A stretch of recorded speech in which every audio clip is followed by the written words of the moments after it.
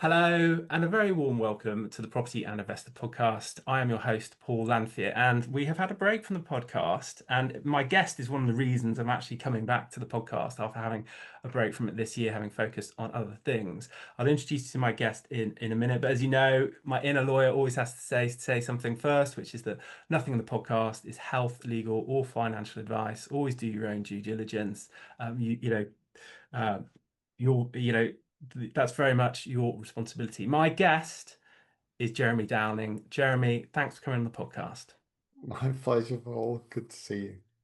So we're going to get straight into it. This series of the podcast are the Origin podcast, where we talk a little bit about people's backgrounds, and then we get into kind of what they're most interested in, which in your case um, is investments of all kinds of different kinds. So Jeremy, how did we get here? You're well known in the investing community for, options and trading and index fund investing and all things related to that. But how did we get here? Tell us a little bit of the background of Jeremy. Okay, so if we want to start literally at the beginning, I'm from York in North Yorkshire. That's where I was born. Um, I've I went through a pretty sort of standard education. I did go to a grammar school when they still existed. Didn't go on to further education. Um, and um, and then I went into working in finance, but not investment finance. So banks, insurance companies, they were where I worked, and pretty soon I did I did that thing where I was too cool for school, as they say. So those professions have exams associated with them, which I really didn't want to spend my night. I didn't want to spend my days going to work and spend my nights studying in the evenings. Mhm. So I quickly sidestepped into the world of IT in those companies where you didn't have to do exams, and the pay was a lot better. And also, I have this natural tendency to get bored very quickly. So I like changing environments and things that move quickly, and that's definitely what IT gave me. So I basically ended up having an IT career for quite a good deal of time, and then I reached a point in my life where I had my children, my family quite late, if you like, in life, or quite late as I see it, because my parents had their family in their early 20s, Mhm. whereas my family started when I was in my late 30s. So I'd got to that point where I'd got a good job, I'd got management jobs, I had a really good career, and I'd paid off my mortgage on my house, and I did, and then and then children came along, met my wife, children came along, and this is sort of 2000, the year 2000 really, and what happened then was that I was like doing this job where I was traveling absolutely everywhere around the country, and I was based in Norwich by then, and I was working 4 days away, and 5 days in a week. Mhm. And my son had just been born, and I just thought, actually, I don't want to be the dad that's never here. So then I had to start sort of re-engineering everything. Well, how do I get out of this kind of comfortable mess I've got myself into? So that was kind of how I viewed it, really. It was nice in a way, but it was very tiring. So that's when I stopped being too cool for school and started thinking, right, yeah, actually, I probably need to go find out some other stuff I can do. So then I started, reading books. Um, and started going on courses and started going to these little 1 or 2 days that most of us go to, where you have lots of people pitching different things to you and talking about different subjects and everything. um, and um, and I left and started my own business, which was a franchise. And I was still doing all this learning while I was doing that. And I had a business coach actually who got me to read a book by a guy called Brad Sugars who runs Action Coach. Hmm. He wasn't an action coach actually, but he got me to read this book anyway.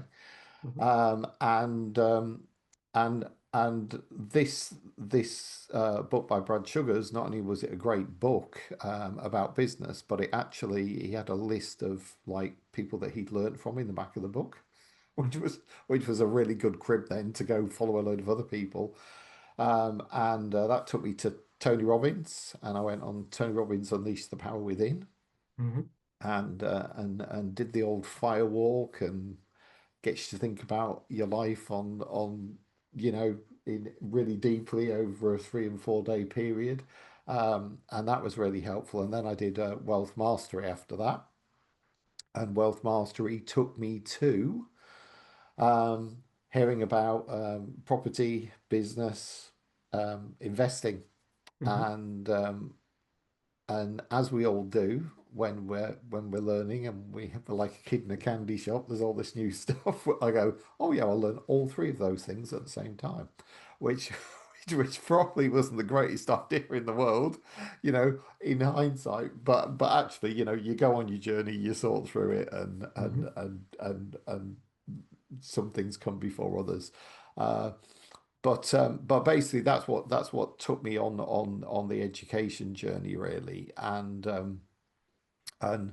I I so I was running a business. I the the the 2008 global financial crisis happened somewhere amongst all this nonsense of businesses and everything. By that time, I'd stopped doing my original business, and I was a mortgage broker, and then that crisis followed, Hmm. and I'd learned about property at that point, which is why I decided to become a mortgage broker. And I was still learning investing and still learning lots of courses and getting lots of ideas about investing. Hmm. But but one of the key things that happened in investing over my journey in investing was that I was always chasing um, the great returns or the best returns or the best ideas, um, and um, and in investing, what that means really is you ask yourself what I always tell all my clients is the dumbest question in investing, which is how do I make as much money as fast as possible? Hmm. And I'm sure probably everybody who's listening to this podcast right now has probably asked themselves that question in the past. And I always say, to everybody I say that to, don't be offended because I thought exactly the same thing, when I Hmm. started my journey, because you think that's the key. And you haven't got enough life lessons then to realize that's the wrong question. So eventually I realized that I needed to be doing things differently, and that realization came from a couple of places. One was the property course I was doing, where I was being taught lots of different property strategies, and what I was doing was I was trying every one as I was learning them, each one, and realizing that, well, I haven't got the time to do that, and I haven't got the time to do that, and I haven't got the time to do that, and I really hate doing that. I really hate the idea of doing that. Um, and so all these thoughts come into your head, um, and and I realized eventually that the key to investing, and this is like over a number of years, but the key to investing for me is you've got to find something that fits with you in your lifestyle. And if you can't do that, you're going to fail miserably. However many people who are doing that exact same strategy and making lots of money with it and having a great Hmm. time and think it's wonderful, that doesn't mean it's wonderful for you. Um, so so I guess that's what brought me to actually going, right, what am I personally going to do with my investing, and kind of sorting out, pulling all the good bits from all the things I'd learned. Hmm. And I still wanted to do business, still wanted to do property, had a property portfolio by then, still had investing strategies that were working for me, and found lots that didn't. But then I thought, no, actually, right, I need to do something different now, and I need a plan that just suits me and my lifestyle and where I'm going. Hmm. And it, in terms of like planning your lifestyle and where you're going, you said something really interesting to me that allowed me to kind of take an additional step I'd never taken before. So you know, as a family, we've been like planning in detail our lives since around for about 2 decades now. The thought-provoking and almost kind of jarring thing that you said to me that you got me to think about is you need to be planning for the life that you want when you get there, not the life you have today. So, Yeah, and I think that's a really it's even though it's very nuanced and very subtle, it is a real shift in thinking because let's say you're a well paid lawyer and making X salary, uh, and you're thinking, well, like all I need to do is repay that salary for replace that salary. But you made this much more nuanced point, which is, well, no, because as you get more sophisticated and you learn more tools, your lifestyle will change, and you'll want it to change. Um, and the illustration that I wrote down, having had that conversation, was the perfect ski trip. So I went away and did the homework, and the perfect ski trip is get picked up, get dropped off at the airport. Uh, yeah, our baggage disappears as soon as we arrive. We get into a nice lounge. Everybody's got their headphones on. Everybody's relaxing. Everybody's just totally chilled out, and they're having a nice breakfast. We get comfortable flights on the seat. We get off when we arrive at Geneva, we get picked up. Someone's nice and friendly to us. They carry our bags. We go to a I could go on and on and on and yeah, on. You, yeah. you ski to the bottom of the piste, and your skis are taken off you, and you get on with the rest of your evening. You talk a little bit about that concept Okay, of kind so of double clicking and designing a life into a more granular detail than perhaps we're used to doing. yeah, so the reason we get to that example, and you've used a great example there, because I always say to people, if you think about how to do this for all aspects of your life, the best way is just to think about how you go on holiday, Hmm. which is exactly the example you gave there, and what that's like now and what you'd like it to be like. But the reason we get there is people always say, if you want to plan something properly, start with the end in mind, and many of us have worked at companies like I was in senior management positions, managing, multi-million pound budgets and Hmm. various locations in the UK and stuff. And when you're doing all of those things, a plan has been created by the business, and you are part of that plan, and every employee is part of that plan, and every employee has got a little piece that they're doing towards that plan. But somebody has planned the end. They planned the goal. The end is always in mind all the time by everybody who's working for it, and yet we don't do that for our own lives. um, and so I call it the three phases of financial independence. So on my coaching program, this is the first thing we teach everybody. Before we teach them any investing strategies or even talk about investing, it's like this is why your planning method needs to change about your life.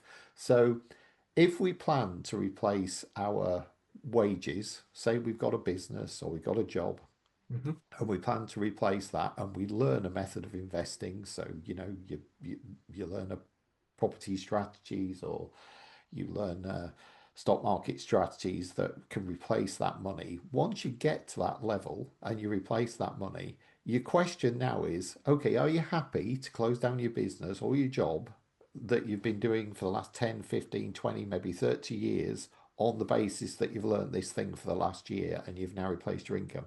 And most people will say no to that. And the few people that will say yes to that and grab it because they hate their job so much, their partners will probably say no to that. like, Hmm. no, you're absolutely not giving up that secure job or that secure business income for this thing you've only been doing for 12 months. That's not happening. Okay. So, although everybody thinks that's the goal, you're never going to commit to that goal when you get there. You're not going to make the change at that point. So, then there's a second phase above that. And the second phase above that is, well, at what point, at what point is more money made where you've got a buffer where you go, okay, I am happy to give up my job or my business now and get and go with this new thing that I've learned because I've got this buffer, I've got this cushion. Yeah. So Mhm. that's the second phase of financial independence. Most people don't even plan for that. Most people just think, oh, I just need to replace my money and then I'll be fine. And Mhm. that's never going to happen. Doesn't happen for anybody, you know. Mhm. Um, and so you've got that second phase to get to. So now you get to your comfortable position, and now you do give up your job or you give up your business. And once you've done that, you've got the gift of time then. Mhm. And when you've got the gift of time, you now want to do entirely different things with your life than you did when you had a full-time job or a full-time business. And guess what? That might just need some additional financial resources and some additional planning. Mhm. So so if you want to be financially independent, what you need to do is the money needs to be independent from the time. So you do so that's how I think about financial independence. Financial independence is having true time freedom. Mhm. And you can make as much money as you like and be as busy as you like making that money, but until you get to the point where you're actually where you've actually divorced, I can make more money every year in the same amount of time. I don't need to give any more time to it to make more money because my money is just naturally growing because of how I've chosen to invest. Until you get to that point, you're not free. Mhm. Um, and so you have to design the life you're going to live when you have got time freedom. Mhm. And the holiday example you gave was that's how I try and explain it to people. Just think about how you go on a holiday now, and if you had as much time as possible, Mhm. um, because one of the things that I'm now planning for my next year's holidays is I've decided I'm not going to fly anywhere anymore. And Mhm. that's not because I'm scared of flying. It's not my favorite thing in the world, but I've just decided that I want to, because I've got more time, I can Mhm. travel at a slower pace. So I can go where everybody else goes for 2 weeks on a plane, and I can go there for a month because I can afford to take a week getting there and a week Mhm. getting back. And that's not a Mhm. problem. So I can drive, train, and I can stop off at places on the way, and I will just stop for a day there. So, so yeah, it's a different approach. So I'm now looking at my travel plans a lot differently. I just want to slow the whole thing down and go, yeah, if I'm going to go see the world, let's not see a destination. Let's see the trip to and from the destination, you know. I think that's So amazing. Well, so this summer we could have taken a flight for a couple of hours over to Reykjavik from the UK, but we decided to go by sea. So we went by sea, 3 days by sea to Iceland, and it is just another other world. It's a very different experience going by yeah, sea, slower pace. You can take things in. That is fascinating. So here, obviously, what we're hearing here is, becoming financially independent to be free, to be a free human being, to have time freedom, freedom of movement. Um, as we're kind of returning to these podcasts, we're having a break. I do want to focus on some of the fundamentals, and this obviously this will sound like a stupid question, but I think sometimes the stupid question is the right question, which is, um, why do we have to invest?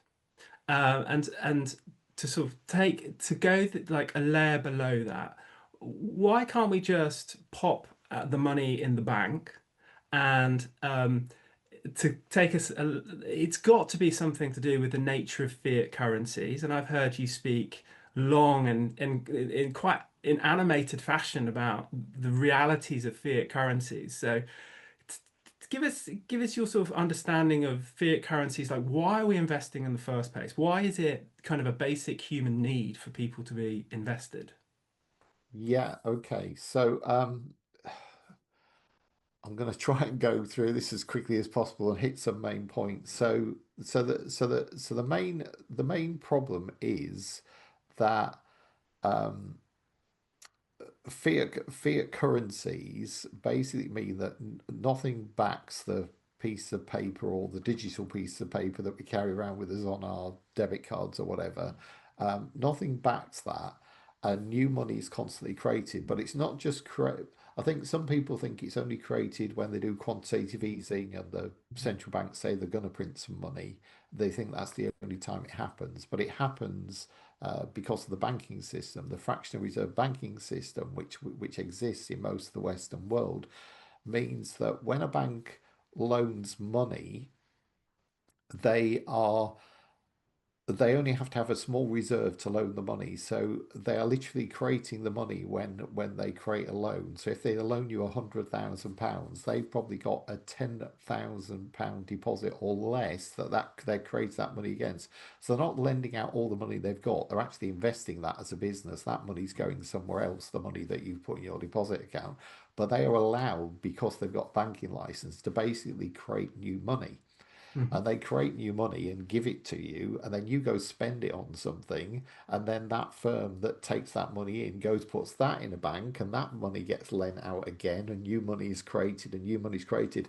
So people aren't just lending out the money that's in the bank. That's how most people think it works, but new money is being created all the time, and because nearly everybody in the world is borrowing money in some way, shape, or form, car loans, mortgages, credit cards. That just means that there's more of that new money being created all the time. So when new money is created, what it does is there's more in circulation, and it devalues the spending power of the money. So that in essence is what it is. The more debt there is in the world, the more new money is being created, which means that the money you've got is not worth as much. Mhm. And so if we've got, if it, just to use simple numbers, if we've got an inflation rate of 10%, which, I know we haven't got an inflation rate of 10%, but just use simple numbers. Mhm. If you look at the compound effect of that, that means within 7 or 8 years, the spending power of any money you got, if you stored it for that period of time, would go down to about 1% of its spending power that it had originally, because Mhm. there's it's just eroding all the time. You're just losing the spending power so quickly. Um, so what most people are doing as investors, so if you save in a savings account, saving account returns are never as high as the rate of inflation. That's done purposely by the banks, because they want to be ahead. So they're making the margin, not you. Mhm. So a savings account is never going to do that. So unless you invest, you can't even keep up with the rate of inflation unless you invest it in some way, shape, or form.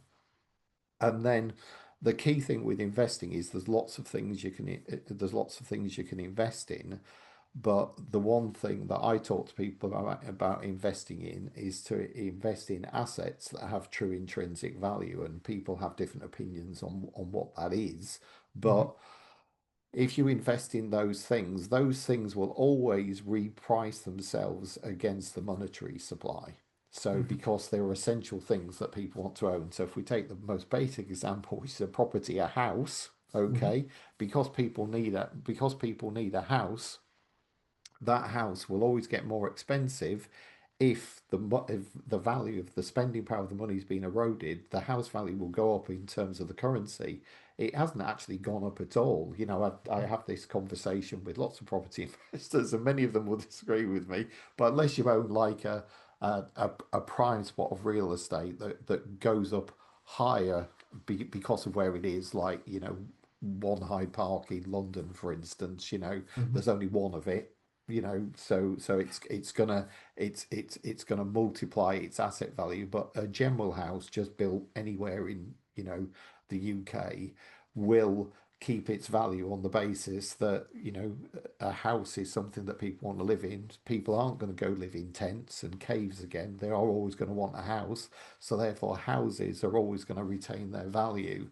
And houses go up in terms of how many pounds they cost in the UK, Mhm. because the money is losing its purchasing power. The house isn't getting more valuable. It's the money that's not as powerful as it was before, Mhm. or the currency we should call it, not money. I would say assets are money, and something that retains its value, and currency is something that temporarily retains its value for a period of time and is useful for a period of time. But if you held everything in cash, it would eventually erode. Um, Mhm. so assets are great, and then if you invest in assets, that will keep you up with inflation. But then if you learn to produce money from the assets, that's when you get your edge, and that's when you get ahead. Mhm. And I think that's why, all the wealthy people in the world own assets that are cash flow producing assets, because the assets protect their wealth from eroding, and then they have this additional layer on top of it, which is we're creating money from it.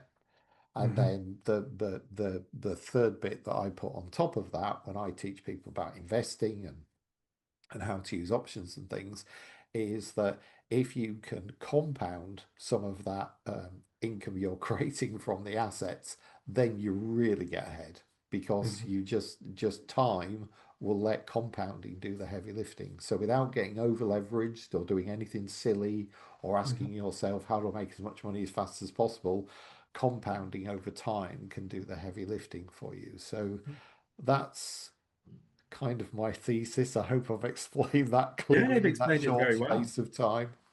And we can. There's a difference, isn't there? With what you were talking about there is as much the difference between value in nominal terms and in real terms, i.e., inflation adjusted terms. So we can. I mean, everybody on the planet can. Well, not everybody on the planet. Everybody can see that over the last few decades, property prices have gone up in nominal values. Like it's not unusual to meet somebody who is in sort of the baby boomer generation who can talk about 40x return on their properties. And obviously, investors add leverage in order to try to use that though to juice those returns. But what's fascinating is a tool that you it was a tool I was already using, but I learned from you to be able to get more detail from it. Is obviously the TradingView platform, and you can get a free account from TradingView, and it shows you to me, TradingView is like a window into the world because you can understand the world better by looking at the pricing of assets, like whether it's copper or gold, and it helps me understand where we are in the world. And one of the things that I learned from you was I got UK house prices because obviously we have the indexes, but I changed the denominator from being pound sterling to gold, ounces of gold.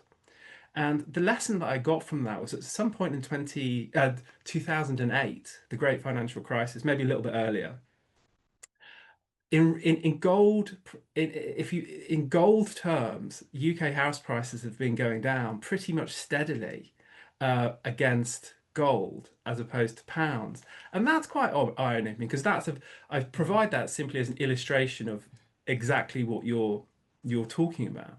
Um, so your thesis is all around asset-based investing in order to, I suppose, stage one is meet inflation where it is. Stage two is outperform inflation so that we can be free, so that we can live the lives that we wish to live. So back to the health warning, nothing in this podcast is financial advice, etc., etc., etc. But give us an illustration of the great Stanley Druckenmiller talks about investment buckets. So what are not what are illustrations of a investment buckets that people could have? Yeah. Okay. So again, focus on assets. So what? Um, so if we looked about buckets, and if we looked at we might look at traditional assets. So if we look at traditional assets, we might look at property, and we might look at gold and silver. That would be traditional assets that readjust themselves against inflation, and sometimes don't do that, by the way, for 5, 6, 7 years, and then will suddenly go bang. It's not like it day by day. It's knowing what the money supply is doing. It happens in stages, but I think that's the other thing. You need to think of things as an investor. You can do trading strategies, but if you're planning for long term, you want to be financially independent. You have to think as an investor. You can't think as a trader. That's Hmm. it's too short lived, and it can't. Uh, the parameters around trading change all the time. Uh, Fundamental investing is a bit different. So you got those traditional assets like that, and then the other thing where I sort of go on a segue away from a lot of people who teach trading and investing is I'm not a fan of investing in individual companies. So I'm very much saying if you want to invest in companies, you should invest in index funds, because if you invest in index funds, somebody else is looking after that portfolio. So if you invest in the S&P 500 Hmm. and as a whole, Hmm. and a fund manager is looking after that, if companies start performing badly in the S&P 500, they drop out of the S&P 500 and they're replaced by companies that are performing better. So if you invest in an index fund, your risk to the downside is limited to how much of the index is fallen, likely to fall, um, as opposed to how can the individual company fall. Whereas a lot of people try and make a portfolio of individual companies, and the risk on each of those individual companies is that they can go to zero, and Hmm. and it happens frequently. Hmm. If you look over history, um, so um, so there are buckets that you can invest in, but you just need to learn to understand the risk of that bucket. So, for instance, I've talked about index funds. Let's talk about another couple of favorites at the minute, which are technology. Obviously, technology companies have been doing well for a long, long time. But remember when some of those companies were being born. We had the dot-com crash. So, some of those companies survived and they turned out to be the real giants that everybody thinks are lovely now. But they had a very scary start, very Hmm. scary start for a lot of people, and lots of people lost their shirt on that. Um, and now we're looking at AI, aren't we, in the same way? And energy. We know we need more energy to support the AI, and so there's two big categories there, which are the Hmm. latest darlings of investing. Um, and um, and some people will just have a thesis. Well, that's the future. All my money should go there. Hmm. But I think when you're talking about buckets and you're talking about resilience, again, you don't have to make the most money. You just have to make enough money for you. This is something that is talked about in the psychology of money a lot. The Hmm. book Psychology of Money. Um, which is a great lesson. But you need to know when enough is enough. You don't need to make the most money. I teach people this stuff all the time, and Hmm. I'm sure that some of my students are a lot wealthier than I am because they just want to get to a different stage, and I've kind of leveled off and gone, actually, I'm really happy with my life how it is now, and doing what I'm doing, and I haven't got the same view. So I think there's this argument that if you're diversifying, you don't know what you're doing, and what I Hmm. w- and what I would say is you have to invest for decades and decades and decades until you could even dream that you might know what you're talking about just in certain areas that you become a really expert in.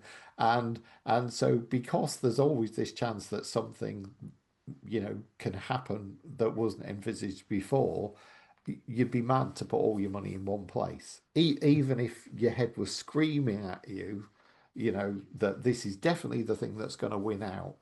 And I think so. I think just looking at AI, how I think about AI, and I'm not an expert on AI, and I don't want to say I am, but how I think about it is, do you know what?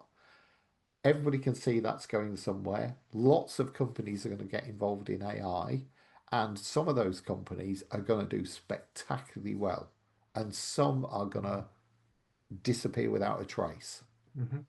because they won't be doing it right. Mhm. And but there's this thing that's going on in people's heads. If I invest in anything that's to do with AI, crypto project that's to do with AI, or or that one company that's to do with AI, I'm sorted, because all Mhm. I need to do is just have a little tiny bit of it and I'll be fine. Mhm. And that's not how it works.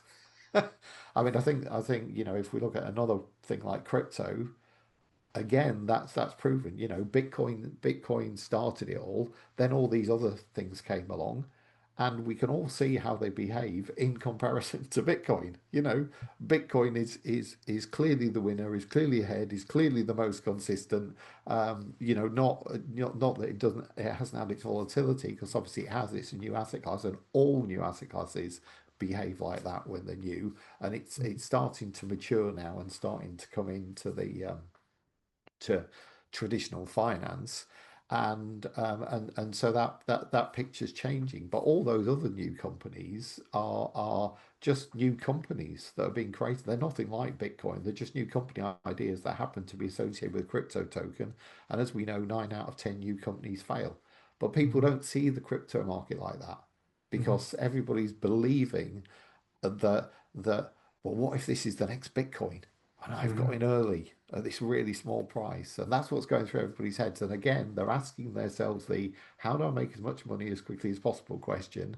Mhm. And I think traditional buckets and more mature assets are the way to go. So if I was looking at, if you're looking at a new something new like AI or crypto, I would be looking at what's the front runner in those things, not what could potentially make the most money, but Mhm. what's the least risky of that area that you're looking at, Mhm. because I'm all about a defensive portfolio Mhm. rather than an aggressive portfolio. Mhm. Um, I hope again I've touched I've touched well on your question there about buckets, and because there are new things, but it's just like if you're going for something new, um, it maybe just needs a smaller allocation, you know. Mhm. And if you go, well, actually I'm going to go for that individual company. For me, that then Mhm. has to be a much smaller piece of the investing pie Mhm. than the index fund, which has got a lot more resilience. So, I mean, that's a nod towards portfolio allocation and like limiting position size to make sure it's within your personal tolerances of risk. Yeah, And yeah. listening to you, one of the ways that you quite evidently manage your risk is through investing in index funds and not taking, not necessarily advocating individual bets on individual companies. You quite rightly talk about investors seeking to maximize their returns, and I think we both agree on that we can understand why that is. Like life is very difficult for people. Our money is Mm, this melting ice cube, and in reality, people's standards of living are not improving in the way that you would anticipate for, a mm, G7 country like the UK, for example. Um, you know, it isn't true that everybody is seeing the enormous abundance that technology has the gift to give us. So um, I think it's understandable why people are looking for outright outsized returns. What the other side of that coin, though, and it's a conversation that I've had in many rooms as well, is people who are frightened to invest. They're mm, frightened to even put a pound into the market because we're bombarded with these negative news stories about, you know, and I've been personally given that message from people. I think my first stock market investment that I made myself as a self-directed investor was in 2018. And I remember friends at the time telling me, it's risky, Paul. You're gambling with your money. And I was like, I don't think I am. I think I've read about this, and we're looking at like 8% returns compounded for 100 years. Like there's a reason that people buy shares in companies. So without necessarily getting into all the nuanced details, because that goes beyond the scope of the podcast, but to somebody who does have some capital on the sidelines and has been made fearful by the constant stream of negative headlines. I mean, there are things that we can do to manage our risk, aren't we? Um, so, what kind of things could a sensible investor who doesn't want to lose their shirt tomorrow do to manage their risk but still participate in capital markets? Yeah, I'm going to come back to something you said earlier on, Paul, when you were talking about, learning by just looking at trading view, just looking at a chart and zooming out on a chart and seeing, like one of the major lessons I teach people is, if you zoom out on a chart and look at just the main US indexes, Hmm. um, and you look at the return that they have consistently got on average, Hmm. over the last 10, 15, 20 years, and you see that they've made on average over 10% a year, even including all the crashes. And then you look at the average return when you give your money to somebody else to invest for you, which is an IFA, the average return they will make for you before fees Hmm. is 5%. They're the industry figures. So they'll Hmm. make half what you could do on your own without paying them anything. And that will take you 5 minutes a week to manage. Hmm. Um, and um, and it's not complicated. It's not complicated stuff. That's just buying shares in an index fund. One investment, and you're investing in an entire index that outperforms your IFA 2 to 1, and you don't have to pay any fees. And that's like the most basic strategy that I teach. And the first thing you can do to reduce your level of risk is understand the risk you're taking by employing somebody else. Hmm. And I think lots of people don't think about how much that is, how much that costs, and how much it's robbing from their future. Those costs are robbing from their future. Hmm. So, the simple example I always give is that if let's just take the example of £100,000, you've got £100,000 in portfolio, and I know loads of people listening might not have that, but Hmm. if you invest, everybody will have that at some point in the future. But if you have £100,000 and you pay an IFA in the UK to manage that, typically the fees are 2% of the entire fund per year. And when you hear 2%, you think, oh, that's quite low. But Hmm. then if you go, well, what do they make for me each year? And I've just told you what that is. The average is 5%. So they make you 5,000, but your fee is charged on your whole fund, which is 100,000. So they Hmm. charge you 2,000 a year to make you 5,000 a year. And 2,000 as a percentage of 5,000 is 40%. So what that means is you are being robbed of 40% of your investment returns every year for your entire life until you start drawing your pension. And basically that is is the difference between you retiring at 65 and retiring at 45. It's Hmm. 15, that money is 15 years worth of investment money is going to somebody else instead of you. And that's just if you took the fees away, you Hmm. would retire 15 years earlier. Now let's think about the fact that actually you can get a 10% on average return by doing it yourself instead of a 5% term. And this is the simplest investing thing you can do. Hmm. Simplest without learning anything complicated. Um, just investing in the markets. And then people go, oh, that's risky. No, no, it's not. The most risky thing you can do is opt out and go, I'll trust somebody else to invest for me, because that is going to cost you a lot of money. You may have to do absolutely nothing, and that may give you some level of comfort. Um, but that's just how the system works. There's costs in the system. And if you Hmm. want to pay somebody, you've got to understand the high price of paying somebody else to do that for you.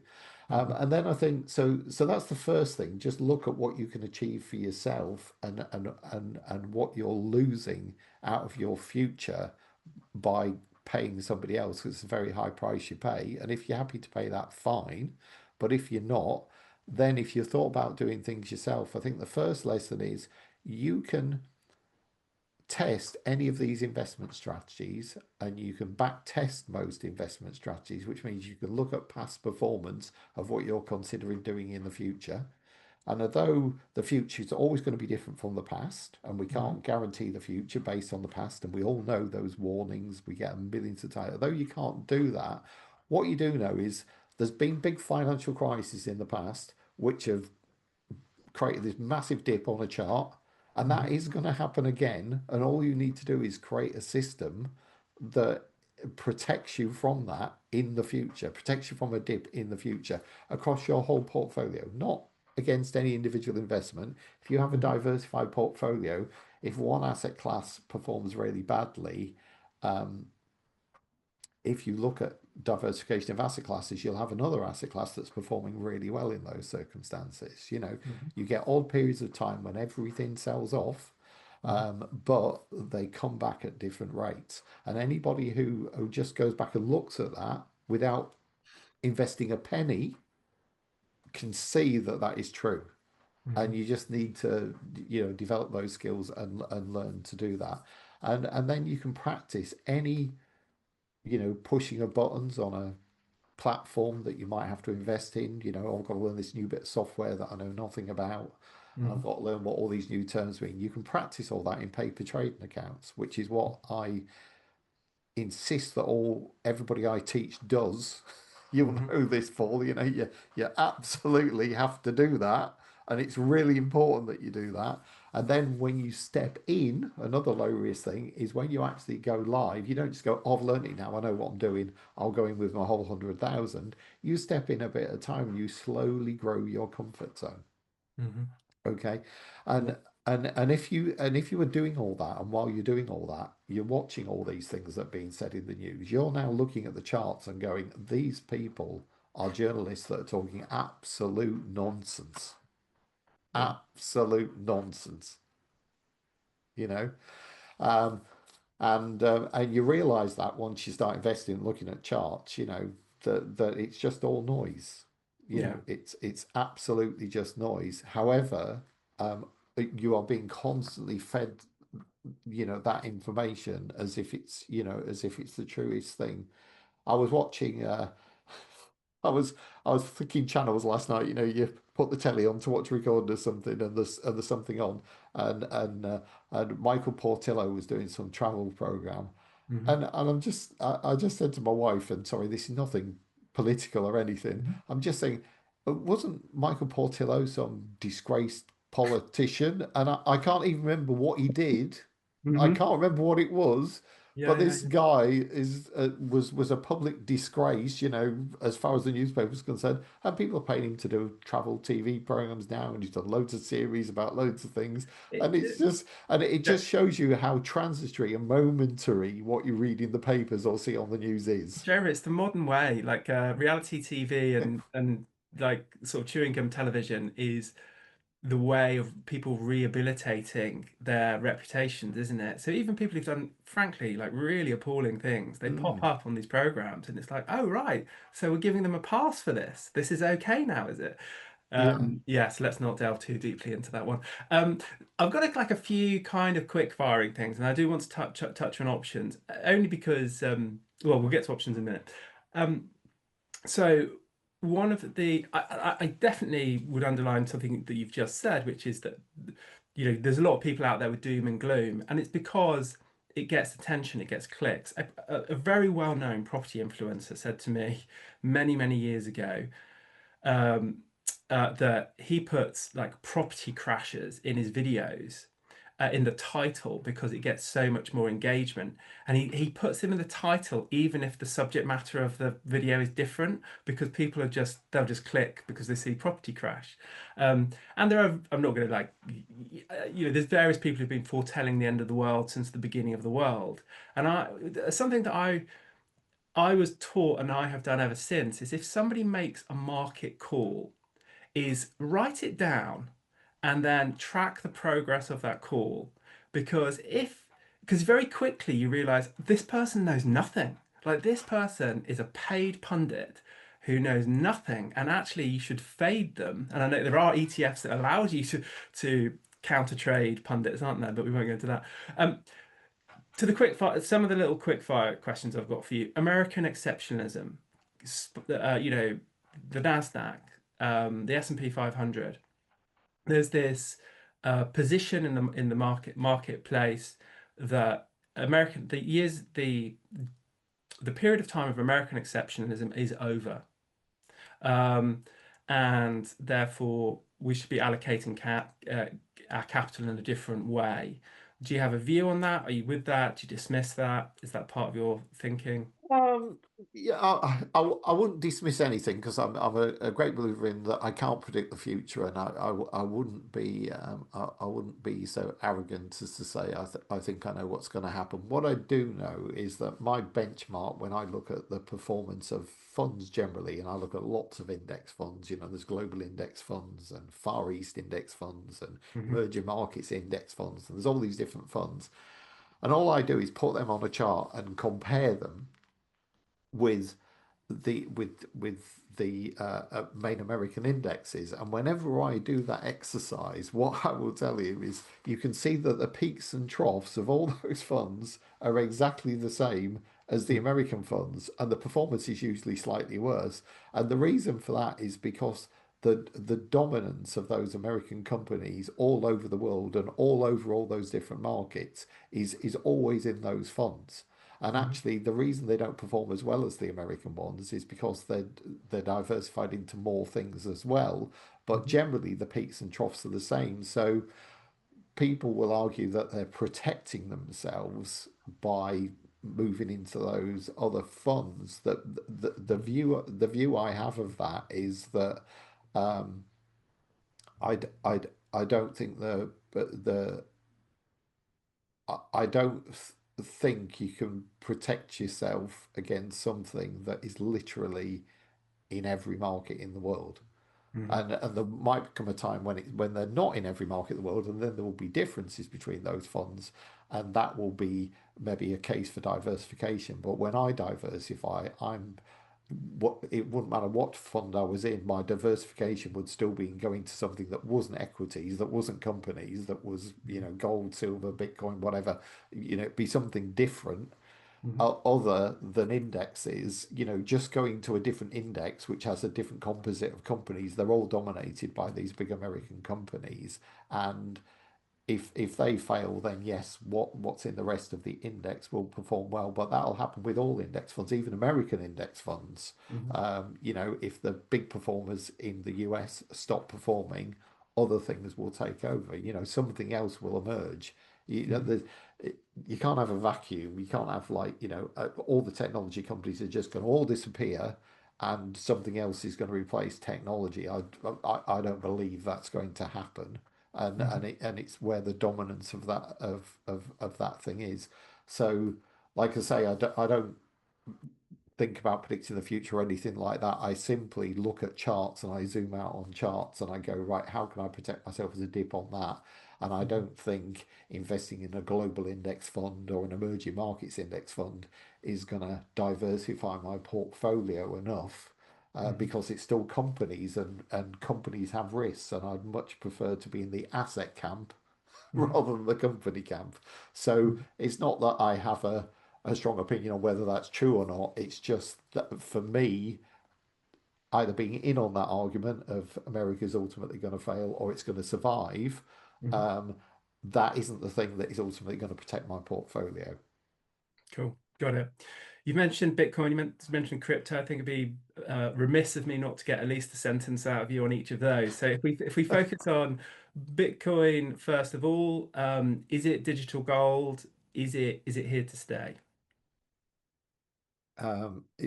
Yes and yes. I'm just going to say that. That's my opinion. That's my thoughts. Um, I think. I've done all sorts of things in crypto. I got into crypto market in 2017. So I've been through like two full cycles, if you like, 4-year cycles of the crypto world.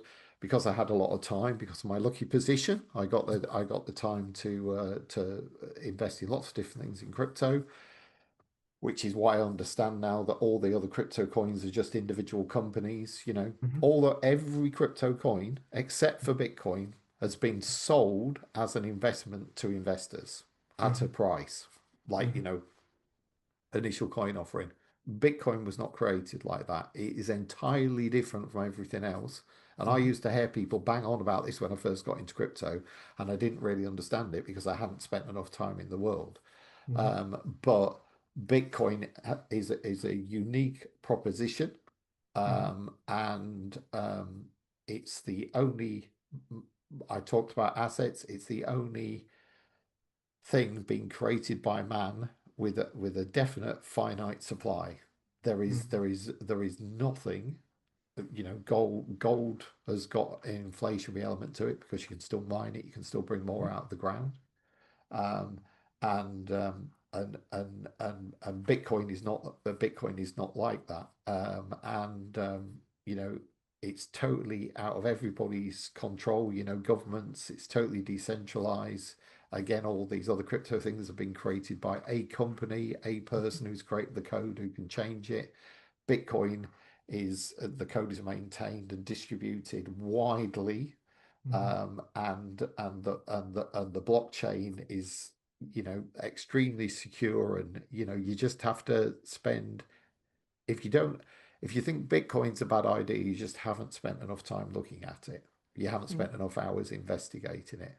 you know Michael Saylor always talks about as a big proponent of Bitcoin, and we won't sidestep into all of that as well. But if you haven't studied Bitcoin for 1,000 hours, you haven't done enough investigation. And when you study Bitcoin for 1,000 hours, you will not move away from the idea that it's the purest form of money, the Mhm. purest form of asset that's ever been created, and there's not going to be anything better.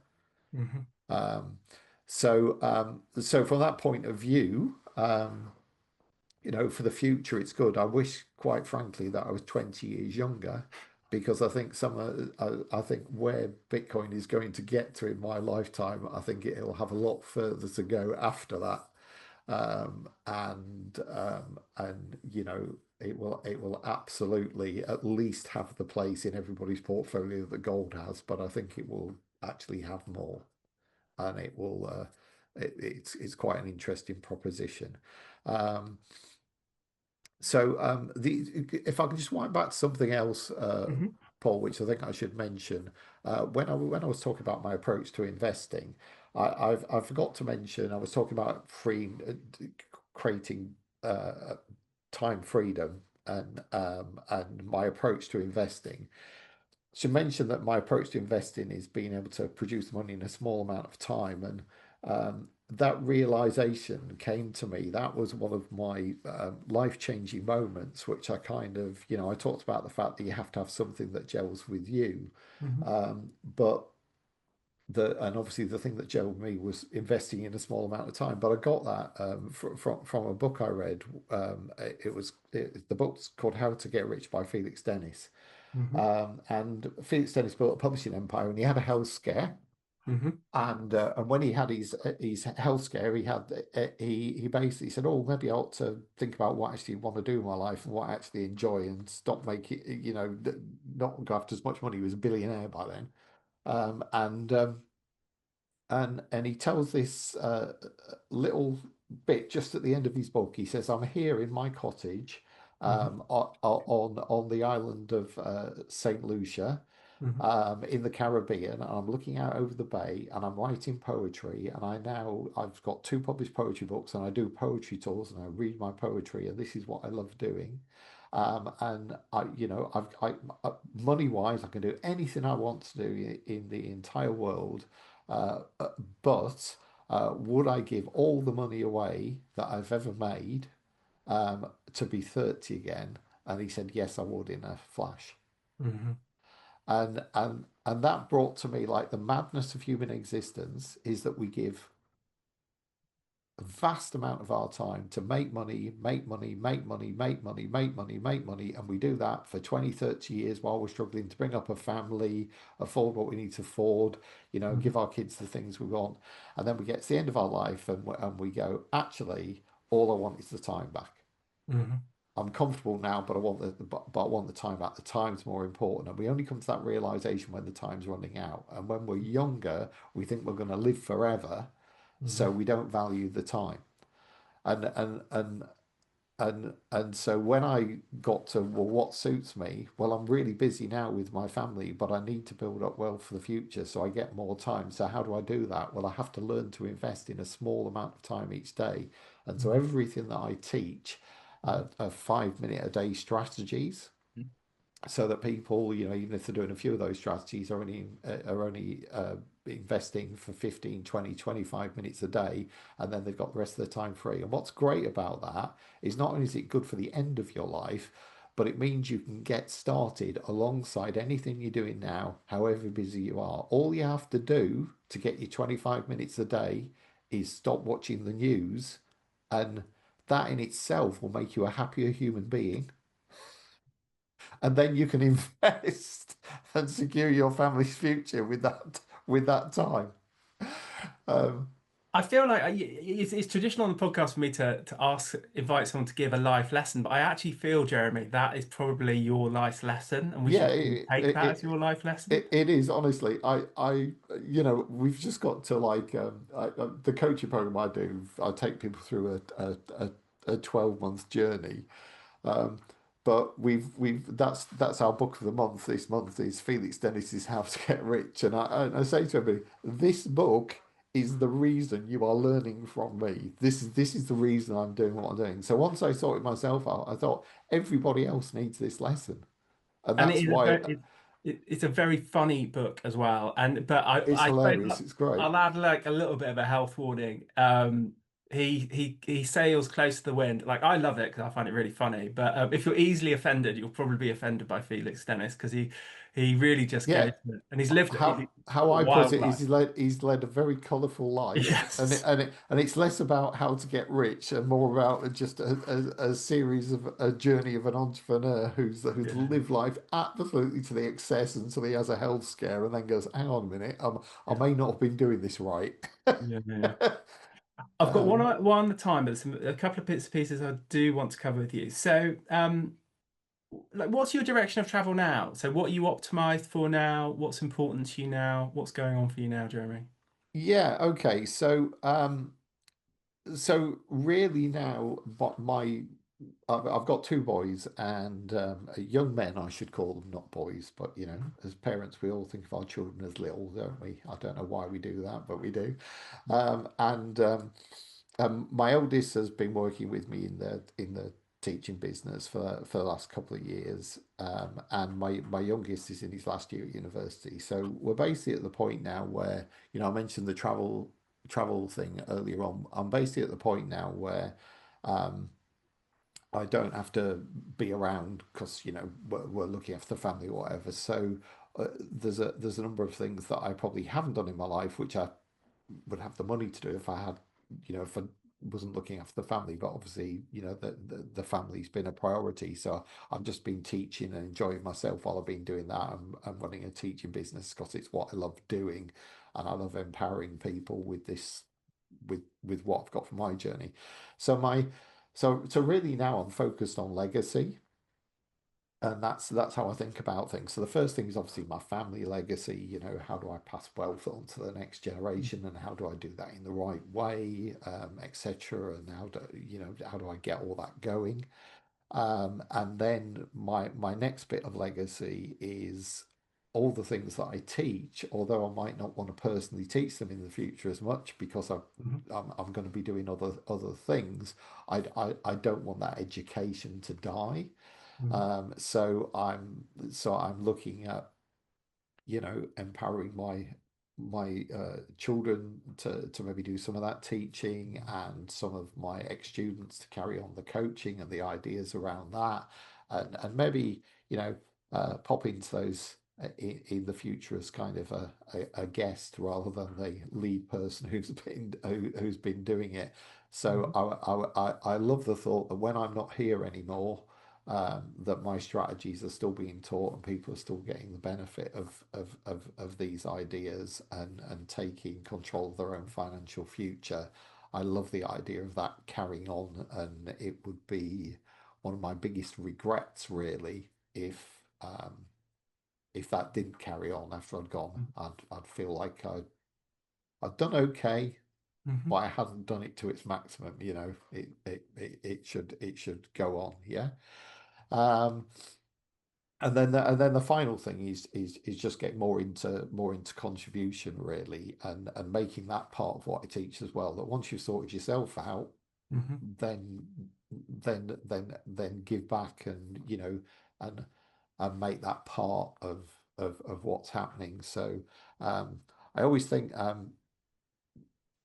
if I think, and this is a very personal thing to me, it's just when I think about, donating money to charity or donating money to causes, it's kind of like you do it every now and again, whereas, the whole way I think about investing, doing things consistently, doing the same thing every day, and the compound effect and everything, really, I want giving to charity would be much better if it was like that.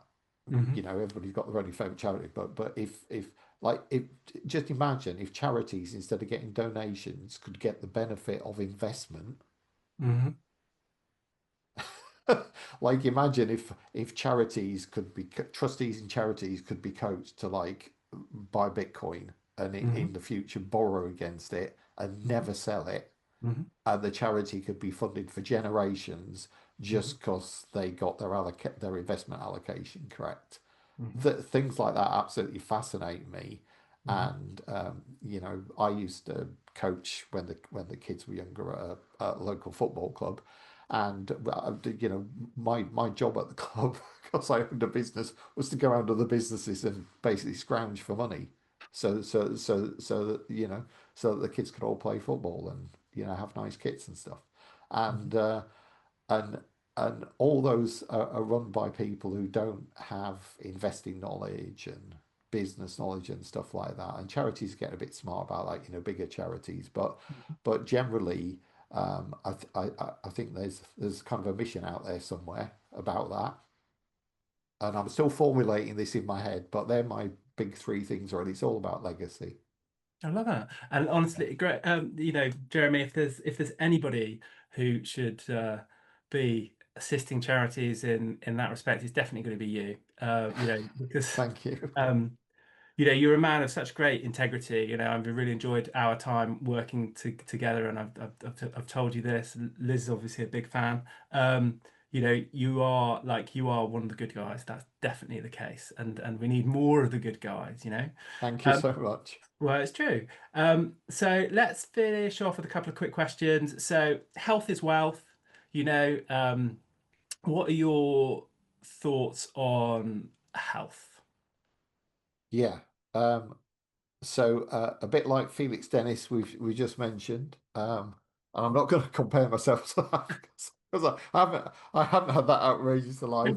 Um, but I think that the one, if you looked at my wheel of life, I'm sure Hmm. people have heard about the wheel of life before, and the unbalanced bit is my health. So there've been periods in my life where I've been really fit and Hmm. at the gym every day and stuff like that, but um, I have had a couple of health challenges which have stopped me doing that as much in the past. And in the last few years, I read a book called Outlive by Peter Attia, Hmm. and he talks about preventing sort of preventing things rather than dealing with them after they occur.